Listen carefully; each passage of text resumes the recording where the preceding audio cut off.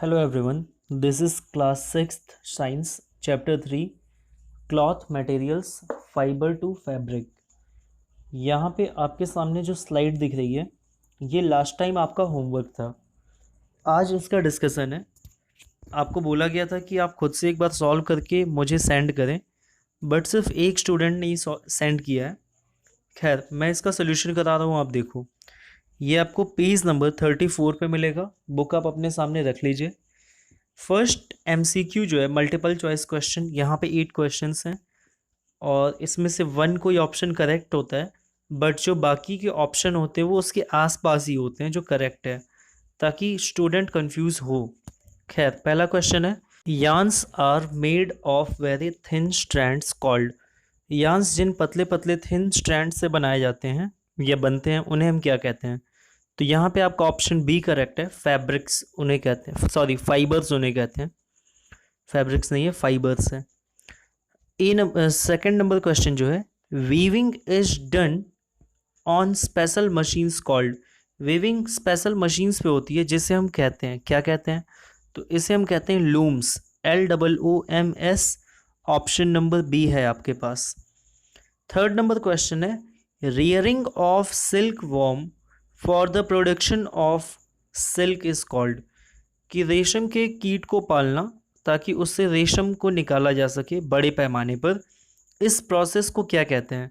तो यहाँ पे आपके पास ऑप्शन नंबर सी मिलेगा, सेरीकल्चर, SERICULTURE।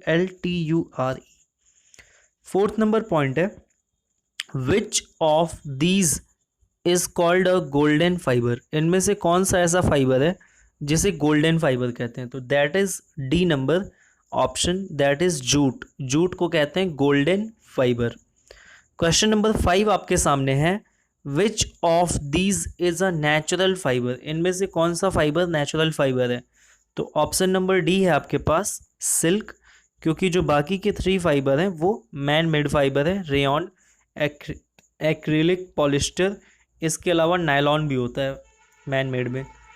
फिर आप देख पा रहे हैं क्वेश्चन नंबर 6 है, all fabrics are made of loose threads. जितने भी फैब्रिक हैं वो लूज थ्रेड्स से बने होते हैं, उन्हें हम क्या कहते हैं? तो यहाँ पे आपके पास इसके लिए ऑप्शन नंबर ए है, that is called yarns. Yarns से बने होते हैं। The seventh question is, the another name of flax is. Flax का एक दूसरा नाम क्या है?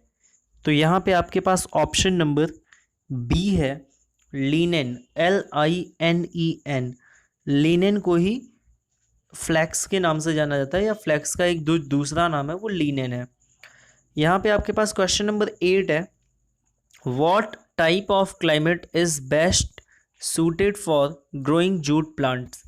जूट प्लांट को उगाने के लिए कौन सा क्लाइमेट बेस्ट होता है? तो इसके लिए आपके पास 4 ऑप्शन है, जिसमें कि डी वाला ऑप्शन करेक्ट है, that is warm and humid. Question number B है, fill in the blanks. First question है इसमें, फाइबर्स आर क्लासिफाइड एज, मतलब फाइबर को कैसे क्लासीफाई किया गया है, क्या उनकी कैटेगरी बनाई गई है? तो आप देख पा रहे हैं, fibres are classified as man made and natural fibres. Man made fibres होते हैं और नेचुरल फाइबर्स होते हैं। मैन मेड फाइबर्स का ये एक दूसरा नाम भी है, आर्टिफिशियल फाइबर भी इसे कहते हैं, क्योंकि आर्टिफिशियल का मतलब ही होता है बनावटी, ऐसा बनावटी जो इंसान ने बनाया है। और इसके बाद आपके पास सेकंड नंबर क्वेश्चन है, cotton fibres are dash and dash. तो कॉटन फाइबर कैसे होते हैं? So here answer is, cotton fibres are soft and durable. Cotton के फाइबर जो होते हैं वो सॉफ्ट यानी मुलायम होते हैं, और साथ ही साथ ड्यूरेबल यानी टिकाऊ भी होते हैं। पॉइंट नंबर 3 है, फिल इन द ब्लैंक्स में, the fruits of cotton plants are called. Fruit of cotton plant क्या कहे जाते हैं? तो इन्हें हम कहते हैं कॉटन बॉल्स। ये जब हम लोग चैप्टर पढ़ रहे थे तो आपने देखा होगा कि फ्रूट ऑफ कॉटन बॉल्स जो है, सॉरी प्लांट जो है, उसे कॉटन बॉल्स कहते हैं। फोर्थ नंबर क्वेश्चन है, the process of making yarn from fibre is called. बहुत ही इंपॉर्टेंट क्वेश्चन है, कंफ्यूजिंग भी है थोड़ा सा, कि यार्न से the process of making yarn from fibre, fibre से यार्न यार्न बनाने का जो प्रोसेस है उसे क्या कहते हैं? तो उसे कहते हैं स्पिनिंग, SPINNING। पॉइंट नंबर 5 है फिल इन द ब्लैंक्स में, linen is obtained from dash plant. Linen किसके प्लांट से पाया जाता है या मिलता है? तो इसका राइट आंसर होगा flax. Linen is obtained from flax plant, flax plant से मिलता है लिनेन। 6th नंबर है, jute is obtained from dash of jute plant. Jute जो है वो जूट प्लांट के कौन से पार्ट से मिलता है? जैसे फ्रूट होता है, स्टेम होता है, रूट है, बार्क है, कौन सा पार्ट है? तो इसका राइट आंसर होगा स्टेम, क्योंकि जूट जो होता है वो जूट प्लांट के स्टेम से मिलता है। 7th number point is half के सेकंड हाफ में देखेंगे, dash and dash climate is best for growing jute. तो इसका राइट आंसर होगा वार्म एंड ह्यूमिड। इस तरह का क्लाइमेट हमें चाहिए होता है जो गर्म हो और नमी वाला हो, ताकि उससे जूट ग्रो किया जा सके। ये बेस्ट होता है इसके ग्रो के लिए। पॉइंट नंबर 8 है, dash is a natural fibre whereas dash is a man made fibre. तो इसमें आपको फर्स्ट में एक नेचुरल फाइबर का नेम बताना है और नेक्स्ट में आपको एक मैन मेड फाइबर का नेम बताना है। तो मैंने तो सिल्क लिया है, आप कॉटन भी ले सकते हैं, वूल भी ले सकते हैं, और भी जो नेचुरल फाइबर्स हैं लिनन ले सकते हैं। और सेकंड वाले ब्लैंक में मैंने रेयॉन लिया है, आप नायलॉन ले सकते हैं, एक्रेलिक ले सकते हैं, पॉलिस्टर भी ले सकते हैं चाहें तो इतने ये मैन मेड फाइबर हैं। उम्मीद है कि आप क्वेश्चन नंबर 8 को ध्यान से समझ पा रहे होंगे। ये ज़रूरी नहीं कि सिल्क ही मैंने लिख दिया तो सिर्फ यही सही हो, आप कॉटन लिख लीजिए, वुल लिख लीजिए, जो आपने पहले ही लिख रखा है वो सही है फिर, बट वो नेचुरल होना चाहिए। Fill in the blanks number 9 है, wool traps the dash between its fibres. Wool किस चीज को ट्रैप कर लेता है अपने फाइबर के बिटवीन में? तो इसका राइट आंसर है air.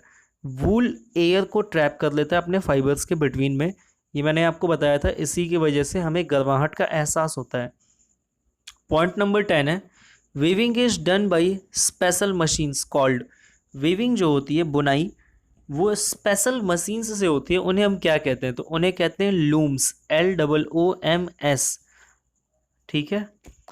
Number C, right true और फॉल्स अगेंस्ट ईच स्टेटमेंट। देखिए वन बाय वन क्वेश्चंस को डिस्कस करते हैं। क्वेश्चन नंबर 1 आप देख पा रहे हैं, वूल इज अ सिंथेटिक फाइबर। तो आपको बताना है ट्रू है या फॉल्स है। क्या वूल एक सिंथेटिक फाइबर है? क्या वूल को आदमी ने बनाया या नेचुरल है? तो ये होगा फॉल्स, क्योंकि वूल सिंथेटिक नहीं होता, ये नेचुरल होता है, एनिमल से मिलता है। 2 नंबर क्वेश्चन है, natural fibres are mainly obtained from plant and animals.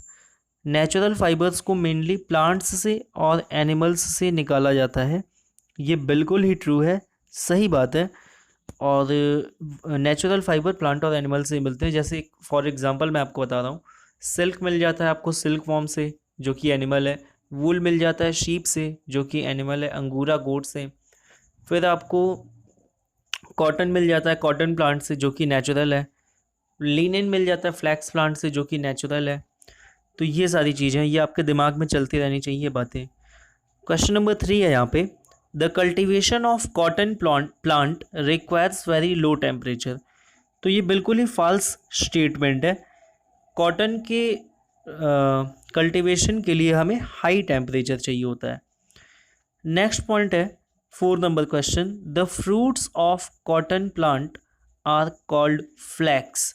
Cotton plant के फ्रूट को फ्लैक्स कहते हैं। That is a false statement because the fruits of cotton plants are called cotton balls. Point number 5 आपके सामने, the process of making yarn from fiber is called ginning। कि fibre से yarn बनाने का जो प्रोसेस है उसे गिनिंग कहते हैं। ये भी एक फॉल्स स्टेटमेंट है। नेक्स्ट है हमारे पास, the jute fibre is obtained from the fruit of jute plant. Jute fibre को जूट प्लांट के जूट प्लांट के फ्रूट से पाते हैं या मिलता है। तो ये भी एक फॉल्स स्टेटमेंट है, क्योंकि जूट फाइबर जो है वो जूट प्लांट के स्टेम से मिलता है, न कि उसके फ्रूट से। 7 नंबर पॉइंट आपके पास है, silk is obtained from the silk worm cocoon. Silk को सिल्क वॉर्म ककून से फाइंड करते हैं। ये बिल्कुल ही ट्रू स्टेटमेंट है, सही है। उम्मीद है कि आप इतनी बातें समझ पा रहे होंगे और आपने भी ट्राई किया होगा घर पे। अगर आपने ट्राई नहीं किया था तो फिर आगे आने वाले चैप्टर्स में कम से कम ट्राई कर लें। अब आपको मैं एक स्लाइड दिखाता हूँ जो एक स्टूडेंट ने कम्प्लीटली फिल करके मुझे सेंड किया, जो हर एक स्टूडेंट को करना चाहिए था, बट पता नहीं आप क्या कर रहे हैं, बस पढ़ाई कर रहे हैं, होमवर्क तो कर नहीं रहे हैं। खैर देखिए इस स्लाइड को एक बार देखिए, ये वो स्लाइड है जो एक स्टूडेंट ने फिल करके सेंड किया है। तो इन्होंने फुल अटैम्प्ट किया है कि जितना आता था पूरा ही कर दिया है। अब देखो यहाँ पे जो डी नंबर क्वेश्चन है, आंसर इन वन वर्ड, ये वहाँ पे टाइपिंग नहीं हो पा रहा था, इसलिए मैं आपको इस वाले पेज से रेफरेंस दे रहा हूँ। यहाँ से एक बार समझने का प्रयास कीजिए। देख पा रहे हैं यहाँ पे है answer in one word, D number question है। Yarns are made of thin strands. Yarns जिन थिन स्ट्रैंड से बने होते हैं उन्हें क्या कहते हैं? तो उन्हें फाइबर्स कहते हैं। सेकंड नंबर क्वेश्चन है, nylon, rayon, acrylic and polyester, ये क्या है? ये सभी के सभी मैन मेड फाइबर्स हैं। थर्ड नंबर है, the process of separating the cotton fibres from its seed. Cotton के फाइबर को उसके सीड से अलग करना, इस प्रोसेस को क्या कहते हैं? गिनिंग कहते हैं, GINNING। फोर्थ नंबर पॉइंट है, rearing of silk worm for the production of silk. Silk worm का रेयरिंग करना, पालन करना रेशम कीट का, वो भी प्रोडक्शन के लिए, तो इस प्रोसेस को कहते हैं सेरीकल्चर। अब यहाँ तक का क्वेश्चन आंसर आपको करा दिया गया है। आज आपका होमवर्क ये है कि E number, F number, GH, ये सब आप खुद से ट्राई करके सेंड करेंगे मुझे, फिर मैं आगे आपको सॉल्व कराऊंगा। Thank you for attending the session. Thank you very much.